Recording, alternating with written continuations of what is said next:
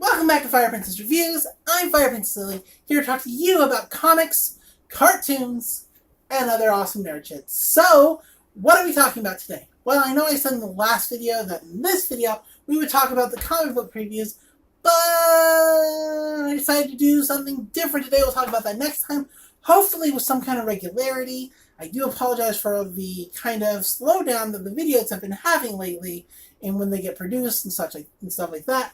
I just have been feeling down lately, kind of about the whole thing, and it doesn't necessarily mean that I'm going to stop making videos. It just means that I kind of got to work through what I'm feeling. So, yeah, that's that. So what are we going to talk about today? You didn't watch this video to listen to me be a sad sack. No, we're going to talk about Runaways. Haven't we already talked about Runaways? We have. We talked about the original incarnation up to Avengers Undercover, which is after Avengers Arena, and just the messiness of the final bits of the story of the Runaways. This is a new kind of thing. It came out last year. We've almost done an entire year of these comics, so it seems like a pretty good point to talk about, especially with the way the last comic ended. Yes, there's going to be another one next month and the month after that, because this is a high seller, because it was a popular series.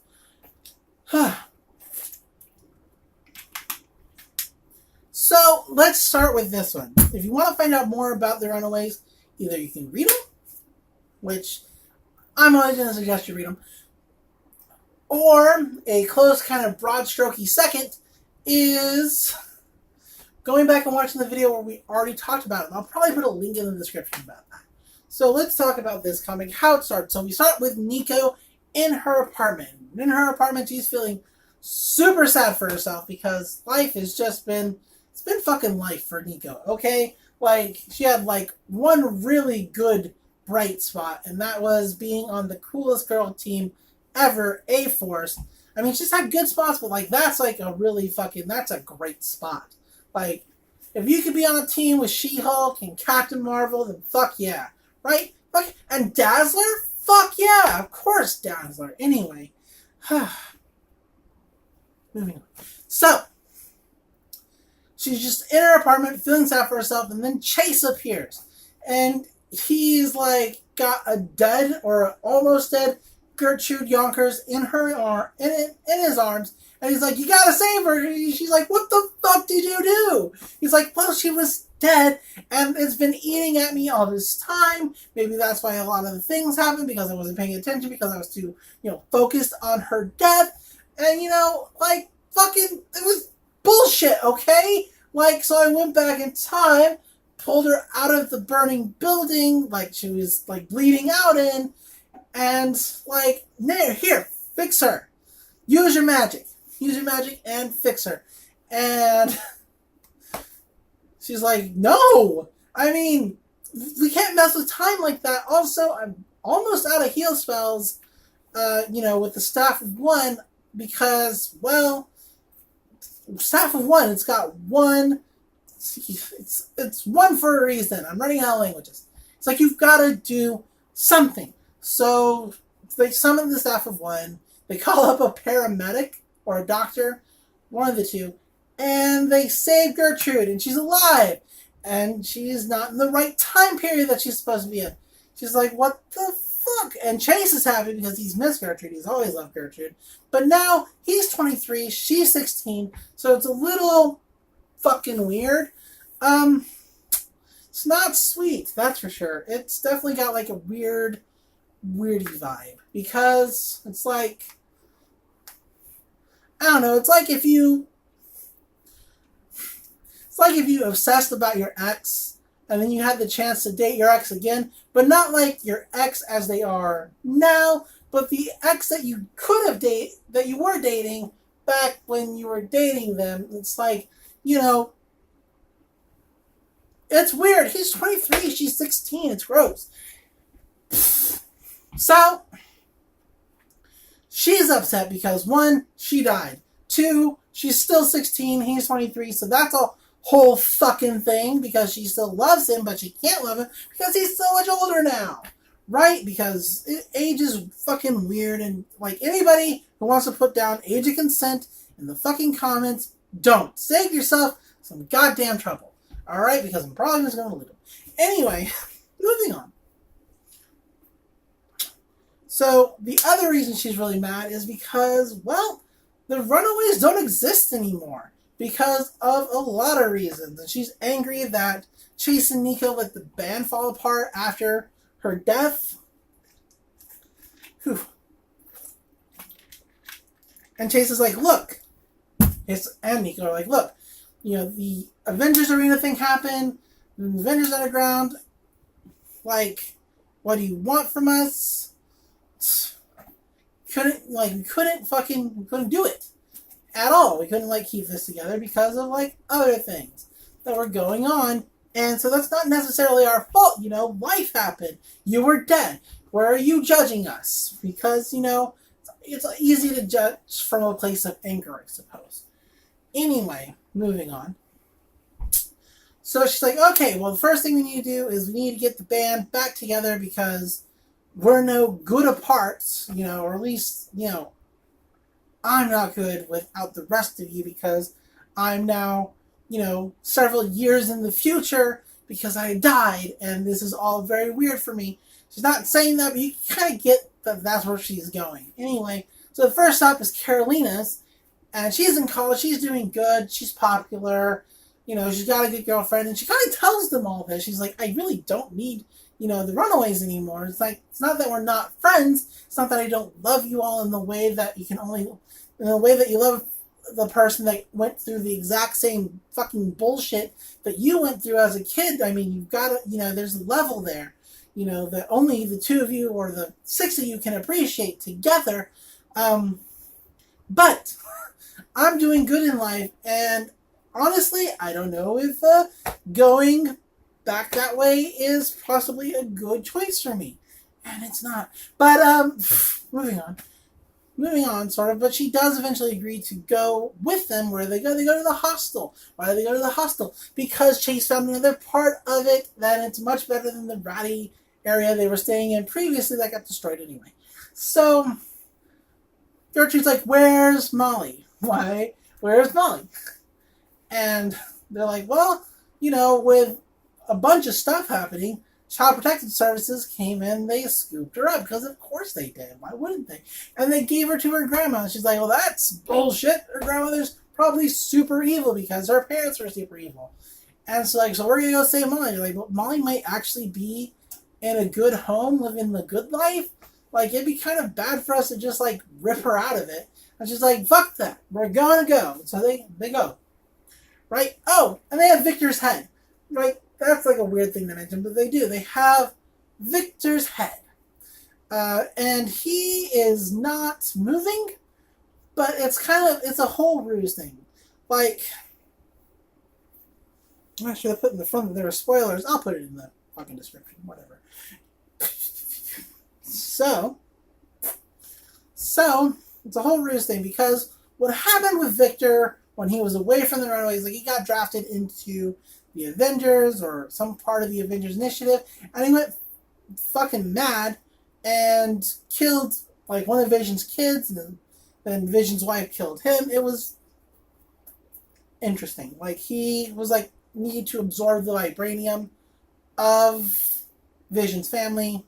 It's totally fucking weird, and so he's got his whole own thing. I don't know that I deserve a body because I'll just go crazy again. And maybe that's just not the best way. That's not the best path.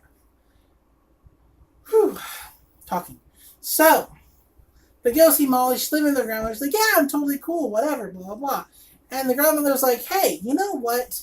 You're all young adults in your early 20s. And you don't have the time to look after Gertrude. Why don't you just leave her with me? And I'll take care of her too. And then you don't have to worry about her. She'll be with Molly. She can make sure that Molly's okay. And yeah, it's a good idea. I'm they're I don't fucking know. It's one thing that you have Molly because she's your family and Molly seems fine and all. But this is Gertrude. It's kind of a weird proposition you're making. Maybe you're just a sweet old lady, but it's still kind of weird. And so Gertrude's like, you know what? Why don't I stay? Because, they've got their own lives that have been going on while I'm not here. Just like let them have their own fucking thing. And so we're at 10 minutes already. Shit. Like, I'm talking. And there's still more. So they're like, and the grandmother's like, why don't y'all just sleep here for the night, think over it, blah, blah, blah, blah, blah, blah. And that's when things go down.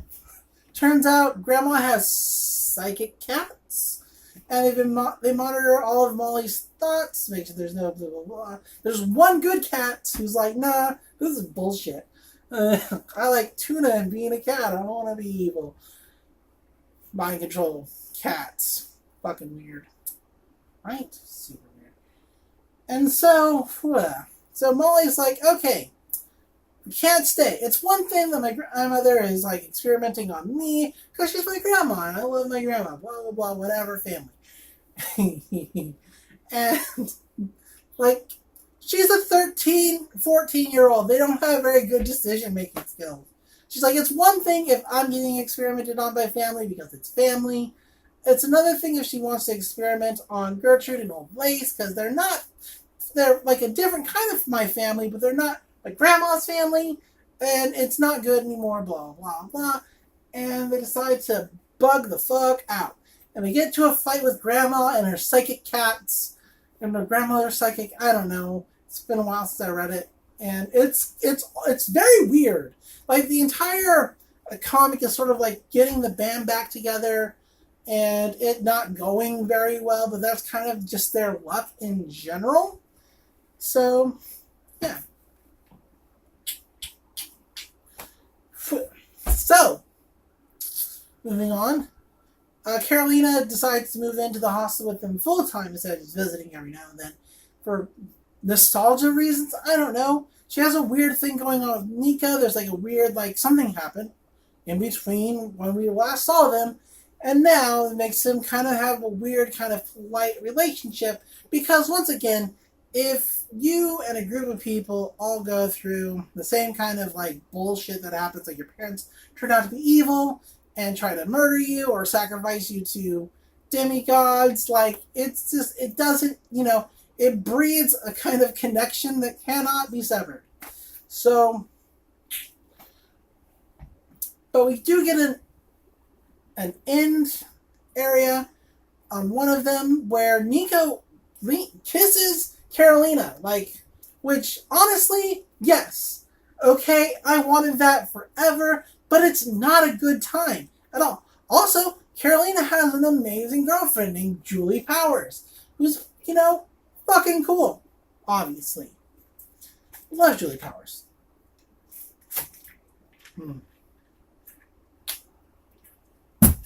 Speaking of which, Julie Powers does show up in the comic, and, like, it does not go well. So Molly has a friend at school. Molly's friend at school has been 13 for like 100 years because magic cupcake from some evil Asgardian person. I don't even know. So she's like, here, Molly, eat this cupcake. You can be young like me forever and we'll be friends forever. It's going to be, really fucking cool. And Molly's like, I don't know. There's like a whole thing that kind of like sort of kind of pushing Molly to say, yeah, I can see where it's better to be a kid forever because everybody else is going through problems and Victor's going through problems. Everybody now knows that he's awake and active. He's still just ahead, but he's not telling anybody anything. He's like, look, just some shit happened. I'm working through it. Let's just not worry. Let's table everything else. I'll be fine. Let's not talk about it. And she's like, cool, I want to build you a body. He's like, we don't need to do that. A Victor Von Doom robot shows up, like, wanting to build him a body too. He's like, I don't want it. It's weird. Victor's whole thing is weird, only because you as the reader understand that he doesn't want a body because he's worried about going evil again and trying to, like, kill Vision, etc. Blah, blah, blah. But nobody else around him knows that because he doesn't talk about it. So, it's the whole thing. Anyway, long story short, kind of. Sorry, bug. Julie Powers eats the cupcake and becomes 13. It's great. She becomes 13. She had been feeling kind of like neglected by Carolina to begin with, but when you're 13, you go through like a whole wave of new emotions that like they're super strong, and she totally breaks up with Carolina, like really super fast, like just dumps her as a 13-year-old. But once she does, they fix it, and she's like, no, I was going to break up with you anyway. I just was going to do it better than I did as a 13-year-old. So, and that's kind of where issue 10 ended. Issue 11 is more about Gertrude trying to get accustomed to like life now in 2018 to opposed to where she, was from, which at time is kind of weird because there's disconnects. Yeah. So,